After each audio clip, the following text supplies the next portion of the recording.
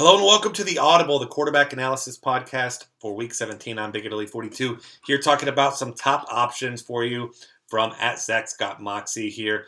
Starting off with an elite cash game play of Tom Brady of the New England Patriots. And as you remember earlier in the season, like Zach mentions here, he was a popular play in this article, but it's been a while with Cam Newton and his run he was on. But he's back here. Vegas team total for the Patriots over 28 points. We've got 4,600 passing yards for Tom Brady, 36 touchdowns, averaging 23.1 fantasy points a game, and has one game under 18 in the past 5 weeks. So this is a game the Patriots still need to win, facing a Dolphins team that is just god-awful right now. And you got to imagine the Patriots come out firing in this one, trying to get a big lead as they look to lock up that top spot. Only way they don't get it, obviously, is the last time Denver win, but certainly possible that the Patriots win, and they certainly should win this game against a Dolphins team that's just not very good on either side of the ball right now. So Tom Brady got to be one of your top options. Ben Roethlisberger next up, and last week he was a big disappointment. Doesn't mean that we need to automatically look away from him this week. Facing the Browns, a bad defense, missing key players like Joe Hayden on defense. Allowed the fourth most passing touchdowns with 31, sixth most fantasy points to quarterbacks with 20, and he's thrown for 379 yards and 3 scores against him earlier this year. Roethlisberger in an absolute must-win and get some help for the Steelers.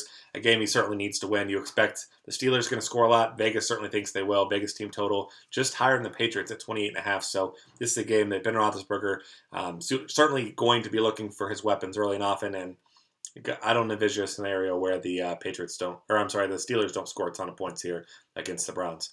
Value cash game play, guy we've been talking about a lot recently, Ryan Fitzpatrick, 7,800 on FanDuel, 54 on DraftKings, and 23-point Vegas total. The Jets team, it's not very often going to see a very huge total. They're facing a Buffalo team and an obvious must-win, coming off a big win against the Patriots. Jets win this game, they are in. If they lose and the Steelers win, they drop out. But he's got now 8 straight games of 16 fantasy points and looking to make it 9 here against the Bills. This is a guy who's averaging over his last 5 games 305 yards and 2.6 passing touchdowns per game. And obviously Rex Ryan looking to make this one tough on his old team. Obviously would love to beat them and hold them out of the playoffs, but this is a good Jets team. This is a team that looks like they're poised to make a playoff run, and a team that nobody wants to face right now. So you expect the Jets to take care of business, get themselves in the playoffs here, and Ryan Fitzpatrick going to be a big reason for that. Alex Smith next up, and as we know, he doesn't have big upside, $7,000 on FanDuel, 51 on DraftKings, but he has a touchdown pass in 5 straight weeks, at least 17 fantasy points in 3 of his last 5, facing a Raiders defense that is not good against the pass, 27th in the NFL with 266 passing yards allowed per game. Smith had 24 points on them earlier this year, and while that number might be kind of far-fetched here, paying off his salary in 15 to 17 points is what Zach looks like he's expecting here. It makes sense.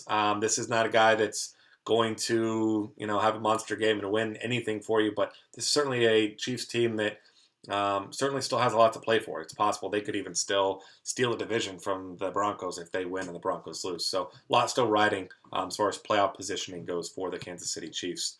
Next up, Cam Newton.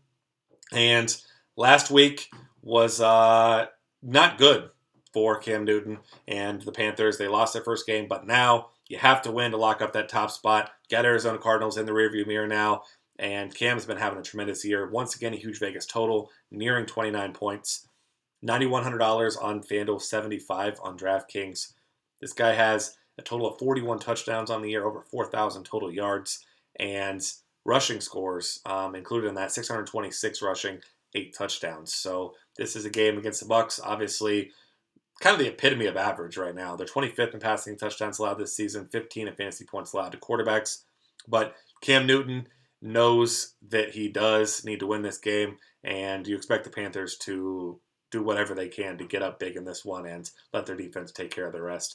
Largest favorites on the board, 10.5 points, and certainly could see this game potentially getting out of hands. If that's the case, obviously you figure Cam Newton and company are going to sit, but also anticipate that if they do win this game big, it's going to be because of Cam Newton. So certainly a guy that recency bias is going to keep his ownership lower than it probably should be this week. GPP plays, Zach's looking at Sam Bradford here from the Philadelphia Eagles. Last 2 weeks, he has 741 passing yards, 3 scores, at least 17 fantasy points in each of those games. Looking to finish the season strong. Chip Kelly has now been dismissed as of this morning. So Bradford did turn down an extension this summer, and that's not looking good for him. But he wants to finish strong and facing off against the Giants team allowing the most passing yards in the game with nearly 300 per game. 3rd most fantasy points to quarterback, and 6th most passing touchdowns with 29. So this is a situation where Sam Bradford needs to end strong if he's expecting to get paid in the offseason. Last up, Brock Osweiler for the Denver Broncos.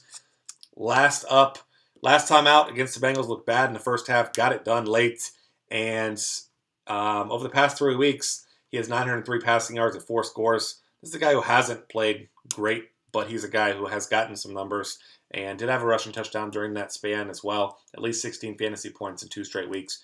Chargers, only thing they're playing for here is to play spoiler, and they're only allowing 233 passing yards a game and 21 total touchdowns here. But this is a game where the Broncos are clearly the better team. It isn't particularly close. You expect Broncos to come out and take care of their business and lock up that number 2 seat. But as you know, me personally as a Bengals fan, I'm saying go Chargers here. But certainly can't argue with anyone who's on the Broncos side here. But that'll wrap things up for the Week 17 quarterback analysis. Find us on Twitter at DFCafe. Subscribe to our YouTube channel and check out the rest of our great content at dailyfantasycafe.com.